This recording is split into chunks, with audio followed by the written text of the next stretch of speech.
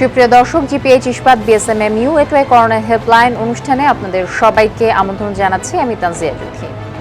দর্শক, করোনার চলমান সংকটকালে বিভিন্ন রোগের চিকিৎসা, পরামর্শ এবং করোনা নিয়ে আপনাদের নানান প্রশ্নের উত্তর দিতেই আমাদের বিশেষ আয়োজন করোনা হেল্পলাইন। এই অনুষ্ঠানে প্রতিদিনই আমাদের সঙ্গে থাকেন বঙ্গবন্ধু শেখ মুজিব মেডিকেল বিশ্ববিদ্যালয়ের একজন বিশেষজ্ঞ চিকিৎসক। আজও রয়েছেন বঙ্গবন্ধু শেখ মুজিব মেডিকেল বিশ্ববিদ্যালয়ের অবস্টেট্রিক্স ও গাইনোকোলজি বিভাগের অধ্যাপক ডাক্তার ফাহমিদা জাবিন।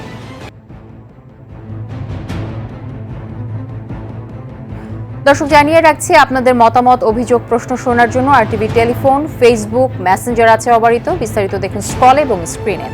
বিএসএমএমইউ থেকে বিশেষজ্ঞ সেবা পেতে সকাল 9টা থেকে দুপুর 2টা পর্যন্ত ফোন করুন 09-611-6777-77 নম্বরে। দর্শক, অনুষ্ঠানটি সম্প্রচারিত হচ্ছে জিপিএইচ ইস্পাতের সৌজন্যে। যাচ্ছি মূল আলোচনায়। আমি প্রথমেই ডাক্তার ফাহমিদা জাবিন ম্যাম, আপনাকে স্বাগত জানাচ্ছি আজকের করোনা হেল্পলাইন অনুষ্ঠানে। ম্যাম, প্রথমে যে বিষয়টি নিয়ে আলোচনা করতে চাই যে দেশে করোনা সংক্রমণ ও মৃত্যুর হার দিন দিন বাড়ছে, অথচ সচেতনতা বাড়ছে না সাধারণ মানুষের মাঝে। এই মুহূর্তে কি ধরনের পদক্ষেপ নেওয়া প্রয়োজন বলে আপনি মনে করছেন? আচ্ছা, এখন যেহেতু করোনা তো এখন আমরা যেটা বলি সেকেন্ড ওয়েভ ধরা যেতে পারে যে এখন আমাদের দেশেও সেকেন্ড ওয়েভ চলে এসছে। এখন এটার জন্য আসলে মেইনলি যেটা হচ্ছে প্রথম এবং শেষ একটাই কথা, স্বাস্থ্যবিধি মেনে চলা। এই স্বাস্থ্যবিধির মধ্যে যেটা হচ্ছে যে সবাইকে সবসময় মাস্ক পরে বের হতে হবে, তারপরে সবার একটা ফিজিক্যাল ডিস্টেন্স মেনটেন করা, তো বেশি গ্যাদারিংয়ে না যাওয়া, হ্যাঁ, এগুলো জিনিস তো আসলে আর হাত ধোয়া, এই জিনিসের আসলে বিকল্প আসলে কোনোটাই নেই। এগুলো অবশ্যই আমাদেরকে মানতে হবে। আর যেটা হচ্ছে, যেহেতু আমাদের দেশে আমরা মানে রাস্তাঘাটে দেখি যে মানুষের মধ্যে সচেতনতা একদমই নেই, এই সচেতনতা বৃদ্ধি করার জন্য আসলে আমাদেরকে কিছু কিছু পদক্ষেপ নেওয়া উচিত, যেটা নিজেদের তরফ থেকে নিতে হবে এবং আমার মনে হয় সরকারি তরফ থেকে যদি কিছু আইন শৃঙ্খলা বাহিনী এগুলোকে মেনটেন করার চেষ্টা করে, তাহলে কিছুটা হয়তো বা ভয় পেয়ে হলেও মানুষজন এটা মানতে চেষ্টা করবে এবং এটা আসলে খুবই জরুরি। এটা আসলে মানা হচ্ছে না। এই সরকার থেকে পদক্ষেপ নেওয়ার কথা বলার পরও আজকেও আমি যেমন দেখছিলাম যে বেশ কিছু মানুষের মুখে হলো মাস্ক নেই। এটা আসলে কেন? আমরা সচেতনতা, মানে আমাদের মধ্যে সচেতনতা আসলে কবে আসবে? এখন আসলে আমাদের দেশে আসলে যেহেতু রাস্তাঘাটে যাদেরকে দেখি শিক্ষিত অশিক্ষিত সবাই কিন্তু আসলে এটা মানছে না। আসলে সবাই ভাবছে যে হয়তো আমার হবে না, কিন্তু আসলে ওনারা তো আসলে এটার যে ভয়াবহতা এটা আসলে কেউ চোখে দেখছে না, তো এই জন্য আসলে আমার মনে হয় তারা ভয়ও কম পাচ্ছে। আমরা যারা এই সমস্ত সাথে আমরা যুক্ত বা আমরা আশেপাশে দেখি রুগীদেরকে, এই জন্য আমরা এটা সম্বন্ধে হয়তো এটার ভয়াবহতা বুঝতে পারি বা জানি। বা এটা যেমন আপনি দেখেন, আমি গতকালও আমাদের এখানে হসপিটালে জিজ্ঞেস করলাম যে কীরকম পেশেন্ট আছে, বলে সব বেড অকুপাইড, কিন্তু 230-এর উপরে পেশেন্ট ভর্তি আছে এবং আইসিইউতে একটা বেডও কিন্তু খালি নেই। তো এসে তো আমাদের দেশের মানুষই এখানে ভর্তি হচ্ছে, তাই না? তো সুতরাং এটা যদি না নিজেরা সচেতন হয় তাহলে এটা থেকে বের হয়ে আসা খুবই ডিফিকাল্ট হবে আমাদের জন্য। অনেক বিশেষজ্ঞরাই বলছেন যে আসলে এই জায়গা থেকে বের হতে হলে দরকার হলে জরিমানা করা উচিত, যেন ওই জরিমানার ভয়ে তারা মাস্ক পরেন। এই বিষয়টিও কিন্তু উল্লেখ করা আছে বা অনেকেই বলছেন। আসলেও এটা আসলে আইনগত কোনো ব্যবস্থা আসলে আমার মনে হয় যে থাকলে পরে হয়তো বা ভয়ে হলেও মানুষজন এটা মানে মাস্ক পরতো। অ্যাটলিস্ট মাস্কটা পরে বের হলে তো কিছুটা আসলে এটা থেকে আমরা মুক্ত থাকতে পারতাম। জি ম্যাম। এই মুহূর্তে একজন দর্শক আমাদের সাথে টেলিফোনে যুক্ত হয়েছেন, তার প্রশ্নটি নিয়ে আবারও ফিরবো আলোচনায়। দর্শক কে বলছেন, নাম বলে প্রশ্ন করুন। আমি চৌধুরী বলছি, ঢাকা থেকে। হ্যাঁ, বলুন। জি, আমার আজকে প্রায় 10-12 দিন যাবত ঠান্ডা, হালকা জ্বর। তো এখন জ্বরটা একদম হালকা হালকা। তারপরে আপনার করোনা কোনো টেস্ট করি নাই, কিন্তু আমার এই যে গলা কোনো ব্যথা বা অন্য কোনো সিমটম আমি দেখতে পাচ্ছি না। এমনকি করোনা টেস্ট করে নেওয়া দরকার। আমার ডায়াবেটিক্স আছে আর কোলেস্টেরল মোটামুটি আছে। আমার বয়স 50। এখন আমি কি করোনা টেস্ট করে নেওয়া দরকার বা কি ওষুধ খাওয়া যায়? জি দর্শক, আপনি আমাদের সঙ্গেই সংযুক্ত। কি জ্বর আছে এখন? জ্বর হালকা জ্বর। আচ্ছা, আসলে হচ্ছে কি এখন তো একটা দুই কারণেই হতে পারে। একটা হচ্ছে সিজন চেঞ্জের সময়, সেটার জন্য জ্বর হতে পারে, করোনার জন্য হতে পারে। এখন যেহেতু করোনা প্রকোপ অনেক বেড়ে গেছে, প্রথমে আসলে যদি ওরকম জ্বর থাকে তাহলে অবশ্যই আমার মনে হয় করোনাটা করে নিই। করোনাটা যদি না হয় তাহলে তো আপনি সব দিক থেকে চিন্তামুক্ত হলেন। তাহলে আমরা বুঝবো যে হয়তো বা এমনি সিজন চেঞ্জের জন্য অথবা এমনি ভাইরাল ফিভার সেটা হতে পারে। কারণ আপনাকে করোনা টেস্ট করে নেওয়া এই জন্যই দরকার যে আপনি নিজের জন্য সেফ থাকবেন এবং আপনি আশেপাশের মানুষের জন্য এটা সেফ থাকতে পারবেন আর কি। দর্শক নিশ্চয়ই আপনার প্রশ্নের উত্তরটি পেয়ে গেছেন ম্যাম, আপনাকে অসংখ্য ধন্যবাদ ম্যাম। করোনার প্রকোপ কিন্তু বাড়ছেই, বিশেষ করে প্রসূতি মায়েদের জন্য সামনের সময়টা আসলে কতটুকু ঝুঁকিপূর্ণ হতে পারে ম্যাম, আপনি যদি ছোট্ট করে বিশ্লেষণ করতেন আমাদেরকে। আসলে প্রসূতি মারা তো এমনি নর্মাল সময়ে কিন্তু প্রসূতি মারা অন্য 10টা নর্মাল মানুষের থেকে একটু সব কিছু থেকে একটু ভালনারেবল স্টেজে থাকে। হ্যাঁ, তো সুতরাং করোনার সময়ে সেটাও একই ক্ষেত্রে একই রকমভাবে প্রযোজ্য, যে করোনা যেহেতু একটা প্রেগনেন্সিতে হলে করোনা যেমন নর্মাল মানুষের যে কোনোভাবে এক্সপোজড হলে করোনা হওয়ার সম্ভাবনা থাকে, প্রসূতি মাদেরও সেরকমই তার সম্ভাবনা থাকবে।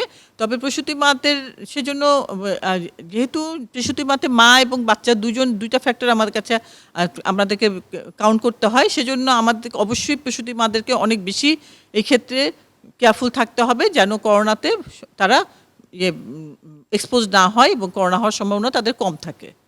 জি ম্যাম, এই মুহূর্তে আরো একজন দর্শক আমাদের সাথে সংযুক্ত হয়েছেন টেলিফোনে, তার প্রশ্নটি নিয়ে আবারও ফিরবো আলোচনায়। দর্শক কে বলছেন, নাম বলে প্রশ্ন করুন। আমি মাহিন বলছিলাম। জি মাহিন, বলুন। আমার প্রশ্ন হচ্ছে, আমরা হাজবেন্ড ওয়াইফ দুজনেই পজিটিভ ছিলাম। হ্যাঁ, এখন আবার 15 দিন পরে যখন টেস্টটা করিয়েছি, আমার ওয়াইফের পজিটিভই আছে কিন্তু আমার আবার নেগেটিভ হয়েছে। সেক্ষেত্রে আমাদের করণীয় কি? এখন কি একসাথে থাকা যাবে নাকি ভিন্ন ভিন্ন থাকতে হবে? জি দর্শক, আপনি আমাদের সাথে আসলে 15 দিন পরে যে পজিটিভ আছে, অবশ্যই আপনার ভিন্ন ভিন্ন থাকাটাই ভালো। হ্যাঁ, কারণ উনি পজিটিভ আছে, আপনি নেগেটিভ হয়ে গিয়েছেন দেখে যে আপনি আবার কোনো রকমভাবে এক্সপোজ মানে হবেন না বা কিছু না, সেটা না। সেজন্য আমার কাছে মনে হয় যে আপনারা আলাদা থাকাই ভালো। জি ধন্যবাদ। এই মুহূর্তে একজন ফেসবুক ইউজার, তাসলিমা আক্তার নামে একজন ফেসবুক ইউজার আমাদেরকে প্রশ্ন করেছেন, আমার একটি বেবি সিজারে হয়েছে, সেকেন্ড বেবি কি আমি নর্মাল ডেলিভারিতে নিতে পারবো কিনা? ম্যাম কি বলবেন তাসলিমা আক্তারকে? আসলে এটা খুবই একটা কমন প্রশ্ন। ঠিকই আছে যে প্রথম বেবির সিজার হয়েছে এবং আমাদের আসলে দেখতে হবে যে প্রথম বেবিতে সিজার কেন হয়েছে। হ্যাঁ, সেই কারণটা আমাদের কাছে আগে জানতে হবে। মনে করেন কিছু কিছু কারণ আছে যেই কারণটা হয়তো সেকেন্ড বেবি যখন হবে সেই কারণটা থেকে যাবে। হ্যাঁ, যেমন মনে করেন যে বাচ্চা হয়তো উল্টা ছিল। হ্যাঁ, যেটা আমরা সবসময় জানি যে বাচ্চার মাথা সবসময় নিচের দিকে থাকে। এখন যদি বাচ্চা যে উল্টা থাকে, পায়ের দিকটা নিচে থাকে, সেই ক্ষেত্রে কিন্তু আমরা প্রথমবারও আপনার সিজার হয়েছে, সেকেন্ড টাইম যদি ওরকম থাকে বাচ্চা সিজার হবে, যদি নর্মাল পজিশনে যদি না থাকে। হ্যাঁ, তারপর আরও অনেক ক্ষেত্রে যেহেতু আপনার একটা সিজার হয়েছে, পরে যদি মনে করেন আপনার এই সেকেন্ড বেবির সময় আপনার অন্য কোনো মেডিকেল সমস্যা থাকে সাথে অ্যাসোসিয়েটেড, তাহলে কিন্তু আমরা সিজার করব, নর্মাল ডেলিভারি আমরা অ্যালাউ করব না। হ্যাঁ, কিছু কিছু ক্ষেত্রে যেমন মনে করেন আপনার হয়তো এই প্রথম বেবি হলো, বাচ্চা হয়তো হঠাৎ করে খারাপ হয়ে গেছে, সেই কারণে আমাদেরকে সিজার করতে হয়েছে, সেকেন্ড টাইম সেই কারণটা নাও থাকতে পারে, তাহলে হয়তো আমরা নর্মাল ডেলিভারি অ্যালাউ করতে পারি। তবে সেই ক্ষেত্রে কিন্তু আমাদেরকে অনেক কেয়ারফুলি এবং অনেক কিছু মনিটর করে তারপরে আমাদেরকে করতে হয়। হ্যাঁ, একদম নর্মাল ডেলিভারি করানো যাবে না, সেটা না। জি ম্যাম, অসংখ্য ধন্যবাদ। এই মুহূর্তে আরো একজন দর্শক আমাদের সাথে যুক্ত হয়েছেন টেলিফোনে। দর্শক কে বলছেন, নাম বলে প্রশ্ন করুন এবং আমাদের সঙ্গেই থাকুন। আমার নাম মোহাম্মদ এম এ আলী, আমি ঢাকা থেকে বলছি। জি, আমার বয়স 64। আমার গত 28 সেপ্টেম্বর আমি করোনা আক্রান্ত হই এবং 16ই অক্টোবর আমি নেগেটিভ হই। কিন্তু এখন আমার ডান হাতের কবজির নিচ থেকে প্রায় সময় অবশ হয়ে যায় এবং কামড়ায়।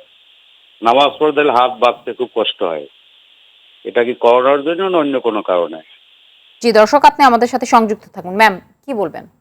আচ্ছা, এখন আপনার আগে যদি কোনো সমস্যা না হয়ে থাকে, এখন মনে করেন পোস্ট কোভিড সিনড্রোম নামে একটা জিনিস আছে, যেটা কোভিড যাদের করোনা আক্রান্ত হচ্ছে তাদের নানা রকমের সমস্যা কিন্তু থেকে যায়। হ্যাঁ, বিশেষ করে ভাইরাল ইনফেকশন নিয়ে আসলে অনেক ধরনের সমস্যা হতে পারে।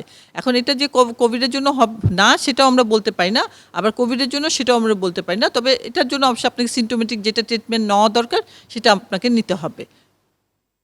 জি ম্যাম, নিশ্চয়ই দর্শক আপনার প্রশ্ন উত্তরটি পেয়ে গেছেন এবং আপনাকে অসংখ্য ধন্যবাদ আমাদের সাথে যুক্ত থাকার জন্য এবং আমাদেরকে ফোন করার জন্য।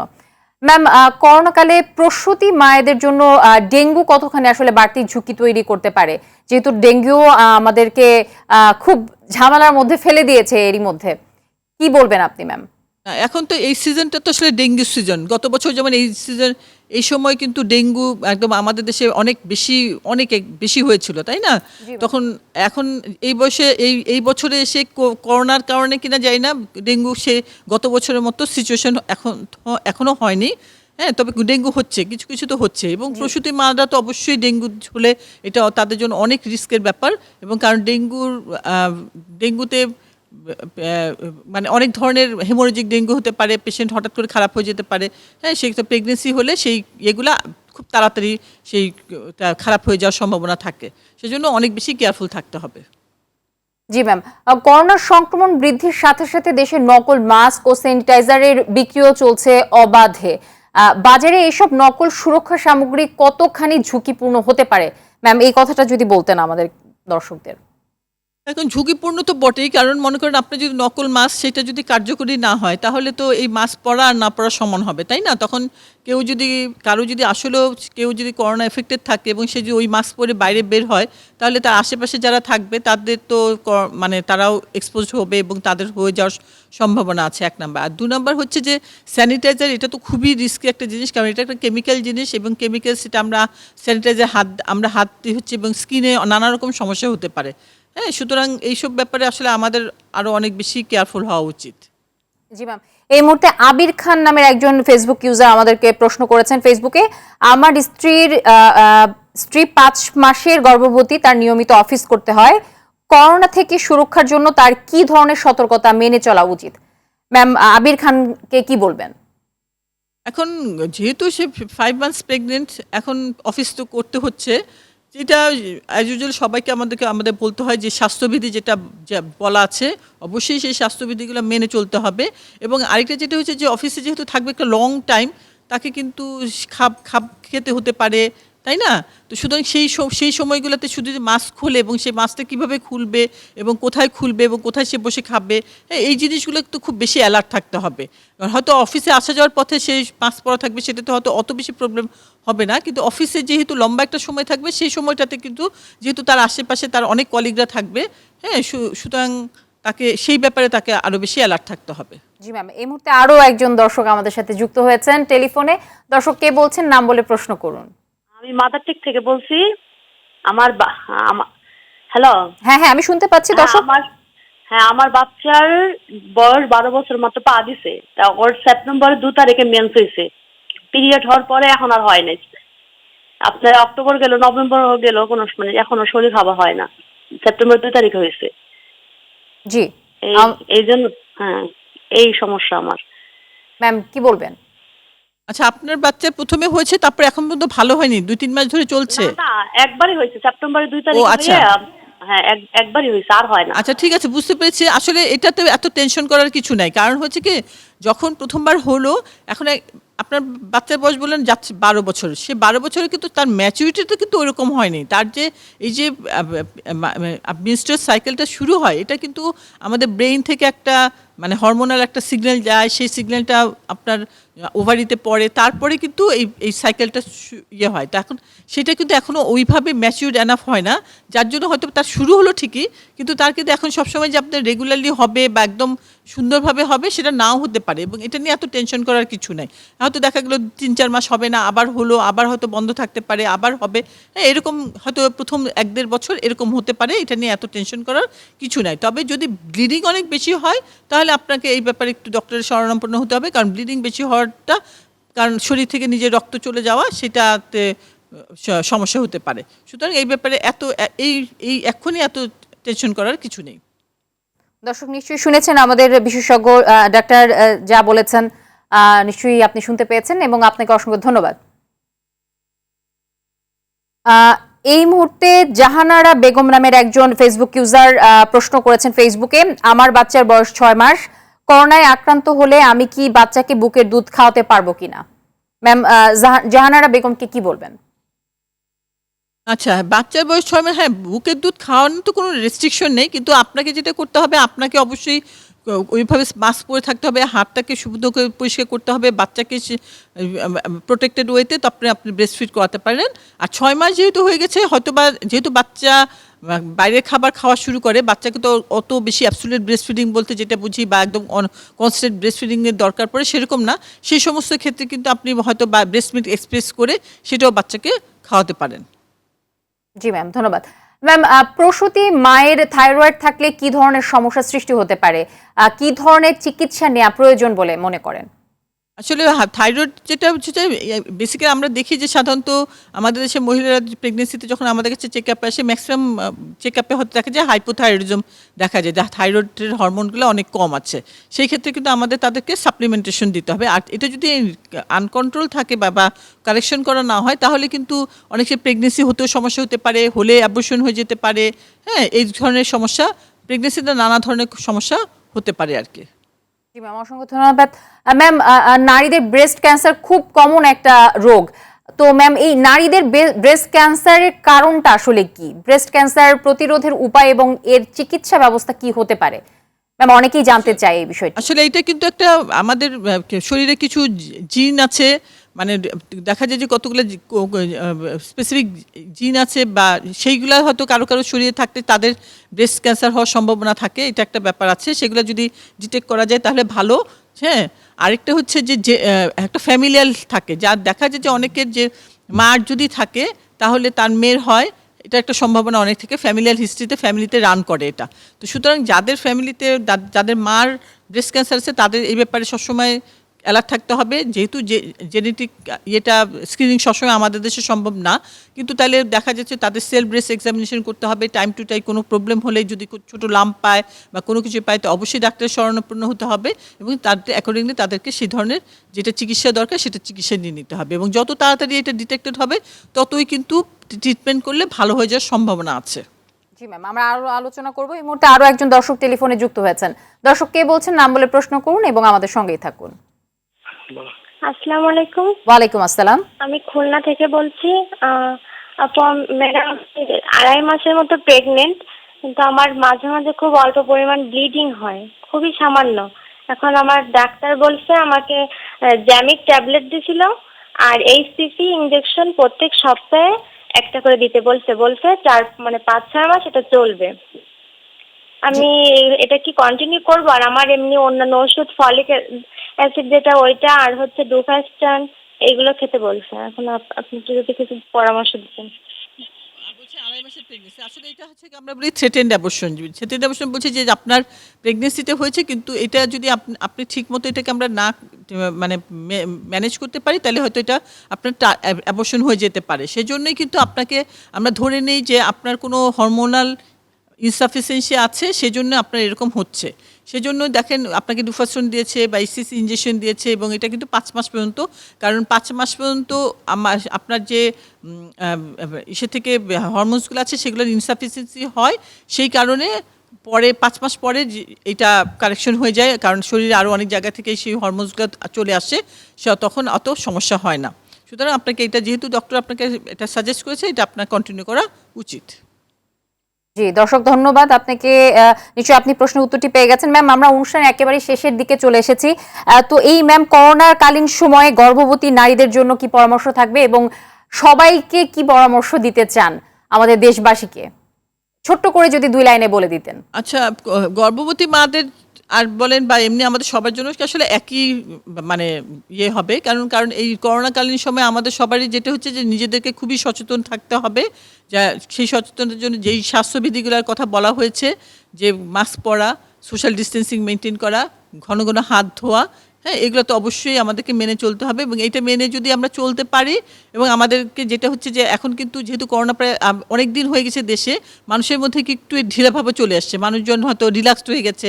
আগে প্রথম দিকে যত এটা খুব অ্যালার্ট ছিল সেই অ্যালার্টনেসটা অনেকখানি কমে গেছে। কিন্তু এই সময় যেহেতু সেকেন্ড ওয়েভ শুরু হয়ে গেছে, এই সময় কিন্তু আসলে এটার আর কোনো মানে স্কোপ নেই। সেজন্য আমাদেরকে এখন আগের মতো প্রথমের মতো একদম খুব বেশি অ্যালার্ট যেটা ছিলাম সেরকমভাবে আমাদেরকে আবার সেই ফর্মে চলে যেতে হবে। অসংখ্য ধন্যবাদ ডাক্তার ফাহমিদা জাবিন ম্যাম, আপনাকে অসংখ্য ধন্যবাদ আমাদেরকে আপনার মূল্যবান সময় দেওয়ার জন্য এবং আমাদেরকে পরামর্শ এবং তথ্য দেওয়ার জন্য। ধন্যবাদ। ধন্যবাদ দর্শক। জিপিএইচ ইস্পাত A2I করোনা হেল্পলাইন আজ এ পর্যন্তই। আগামীকাল রাত 9টায় আবার অনুষ্ঠানটি দেখার আমন্ত্রণ রইল। সবাই ভালো থাকুন, সুস্থ থাকুন, স্বাস্থ্যবিধি মেনে চলুন।